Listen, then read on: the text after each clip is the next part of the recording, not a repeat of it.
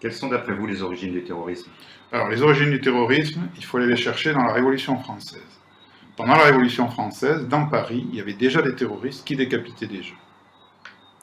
Alors, il faut savoir que quand on vous montre des terroristes musulmans qui décapitent des chrétiens, évidemment tout le monde pense à des causes religieuses, mais ce n'est pas du tout le cas. Vous demandez à tous les islamologues, ce n'est écrit nulle part dans le Coran qu'il faut faire du terrorisme ou décapiter des gens. Par contre, pendant la Révolution française, il y avait déjà des terroristes qui décapitaient des gens, et ils n'ont pas décapité n'importe qui. Ils ont décapité les proches du roi, ils ont décapité les ministres du roi, ils ont décapité le gouverneur de la Bastille, les gardes du roi. Ils ont promené leur tête sur des pics pour effrayer le roi, pour que le roi fuit à l'étranger et qu'il perde ses droits à la couronne. Et on sait d'ailleurs que la fuite du roi à l'étranger a été payée par l'ambassade britannique. Alors moi j'ai enquêté, j'ai retrouvé les noms des terroristes, et je me suis aperçu que c'était les mêmes terroristes qui avaient organisé les massacres de septembre, et que ces gens-là obéissaient à des agents de l'Angleterre, dont le plus célèbre était Étienne Clavier. C'était un jeune voix. Alors pourquoi? Pourquoi? Parce qu'à l'époque, il y avait une rivalité coloniale entre la France et l'Angleterre, et contrairement à ce que tout le monde croit, Louis XVI était un roi très dangereux pour l'Angleterre.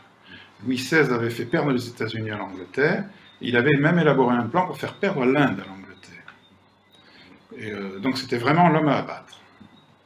Ce phénomène s'est répété? Ce phénomène, oui, bon ça c'est pour la Révolution française, mais il y a eu beaucoup d'autres cas de terrorisme. Vous avez eu le plus célèbre, ce sont les Brigades Rouges. Les Brigades Rouges, c'est un terrorisme italien qui était infiltré par la CIA pour discréditer le parti communiste italien. Ça a très bien fonctionné aussi.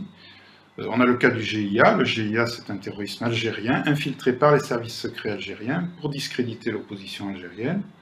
On a eu aussi le cas des services secrets britanniques qui ont manipulé les Irlandais pour leur faire qu'ils organisent des attentats pour discréditer les Irlandais. D'accord. Et Al-Qaïda alors? Alors Al-Qaïda, c'est le cas le plus célèbre. Al-Qaïda, c'est une internationale djihadiste qui a été créée par la CIA. Ça a d'ailleurs été reconnu par Hillary Clinton. C'était dans les années 80. C'était pour chasser les Russes d'Afghanistan. Ça a très bien fonctionné. C'est eux qui ont organisé les attentats du 11 septembre. Alors, évidemment, les Américains nous disent que Al-Qaïda s'est retourné contre eux, qu'ils n'ont pas vu le coup venir. Alors qu'ils se soient retournés contre eux, moi je veux bien, mais qu'ils n'aient pas vu le coup venir, ça, on sait que c'est faux. On sait que c'est faux, puisque... Alors ça, c'est officiel. George Bush a reçu un rapport de la CIA qui le prévenait de ces attentats. D'ailleurs, nos services secrets ont prévenu la CIA. Les Américains étaient au courant que les avions pouvaient être utilisés comme projectiles sur des bâtiments. Ils étaient au courant des compagnies aériennes qui seraient attaquées. Ils étaient au courant que c'était Ben Laden qui organisait tout ça. Ils étaient au courant de beaucoup de choses. Et d'ailleurs, ils ont eu l'occasion d'arrêter Ben Laden à 5 reprises. Et à chaque fois, ils ont annulé les opérations pour des raisons tout à fait futiles. D'ailleurs, on sait aussi que après les attentats du 11 septembre, le FBI a organisé des attentats terroristes, des faux attentats terroristes. Ils ont infiltré les milieux musulmans américains pour organiser des faux attentats sur le territoire américain. Et ça, on en est absolument sûr, puisqu'on a le témoignage de Mike Jarman, qui est un ancien du FBI, et qui raconte tout ça en détail. Il suffit de regarder l'émission Envoyé spécial, je crois que c'est celle du 12 février 2015. Mais ça, c'est vraiment public. L'actualité, c'est bien sûr l'État islamique. Oui, alors l'État islamique, c'est à peu près pareil. On sait que l'État islamique est né dans les prisons américaines. Les Américains ont mélangé dans leurs prisons les plus dangereux terroristes avec les autres prisonniers. Alors évidemment, qu'est-ce qu'ils ont fait? Ils ont formé d'autres terroristes. Et non seulement ils les ont mélangés, mais ils leur ont permis de se déplacer de cellule en cellule pour former d'autres terroristes. Et en plus de ça, ils les ont libérés. Et ça a d'ailleurs été reconnu par le directeur des prisons américaines, il s'appelle Douglas Stone, il a reconnu, nous avons fait de nos prisons des universités de djihadisme. Alors tout ceci n'a pas été fait par hasard, puisqu'on a aussi retrouvé un rapport de la NIC, c'est un rapport de 2004, qui montre que dès 2004, la NIC avait déjà prévu l'extension du terrorisme dans la région et la création d'un État islamique.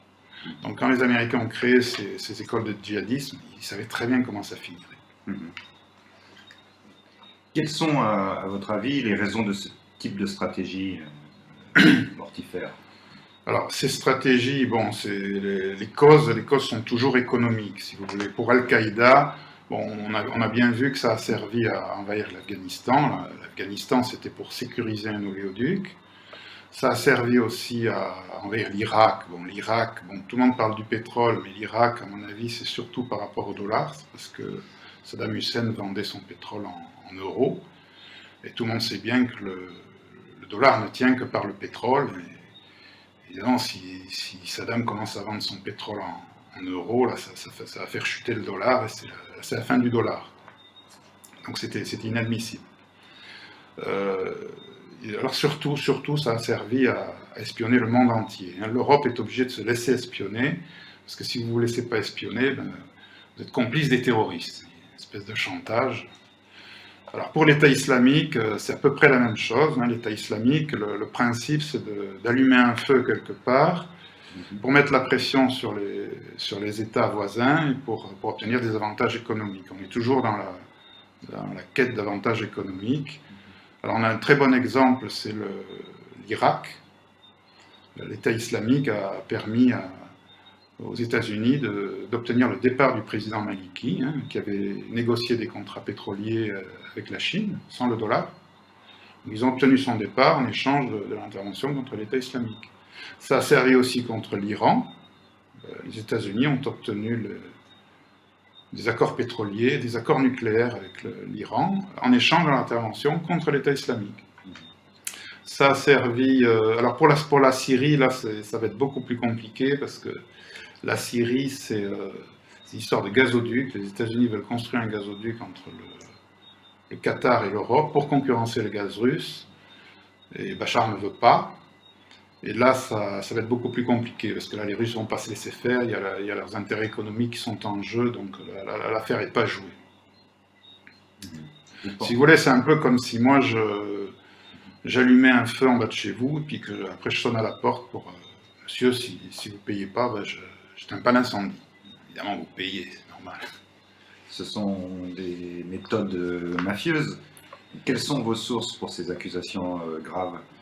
La méthode mafieuse, c'est surtout c'est une guerre économique, si vous voulez. C'est une guerre économique où tous les coups sont permis. C'est ça qu'il faut comprendre.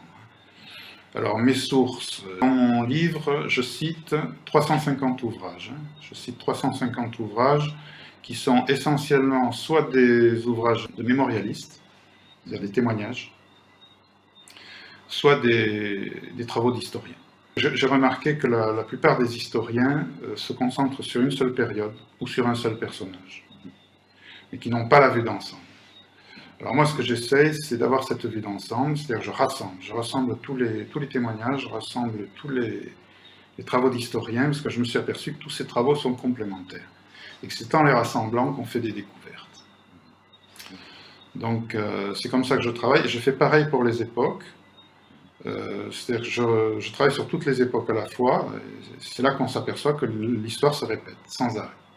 Il y a déjà des terroristes qui décapitaient des gens pendant la Révolution, mais il y en a encore de nos jours. Si vous voulez, moi je rassemble parce que c'est un peu comme un puzzle, si vous voulez. Si vous avez un puzzle, si vous n'analysez qu'une pièce du puzzle, vous ne comprenez rien. Si vous rassemblez les pièces, même si vous avez que la moitié des pièces, vous voyez à peu près qu'est-ce que c'est. En travaillant avec cette méthode de recoupement, vous avez fait beaucoup de découvertes? Sur la totalité du livre, il y a à peu près une cinquantaine de découvertes. Ouais. Alors, si vous voulez, dans mon livre, je ne parle pas que du terrorisme. Je ne parle pas que du terrorisme. J'ai un chapitre sur la Révolution française, sur l'histoire secrète de la République. J'en ai un autre sur l'esclavage. J'en ai un sur la colonisation. J'en ai un sur l'Europe. Alors, c'est le plus gros. J'en ai même un sur l'armée française, sur l'histoire des guerres, les origines des guerres. Je parle aussi du terrorisme, mais ce n'est pas le plus gros. En conclusion, en quoi votre livre éclaire l'actualité géopolitique actuelle? Je veux dire, concernant le terrorisme, ce que je peux vous dire, c'est que le point commun qu'on peut trouver dans tous ces terrorismes que j'ai énumérés, c'est qu'à chaque fois, on a affaire à un terrorisme d'État. terrorisme d'État, instrumentalisé par un État contre un autre État, ou contre un peuple, ou contre son propre peuple, des fois. Et les causes sont toujours économiques ou politiques, mais en aucun cas religieuses. Les religions servent à manipuler les gens, mais ce ne sont pas les vraies causes. Si j'avais une conclusion à tirer de tout ça, je dirais que le jour où tous les terroristes du monde entier auront compris qu'en faisant du terrorisme, ils jouent contre leur camp, ils font le jeu de leurs adversaires, je pense que ce jour-là, on en aura peut-être fini avec le terrorisme.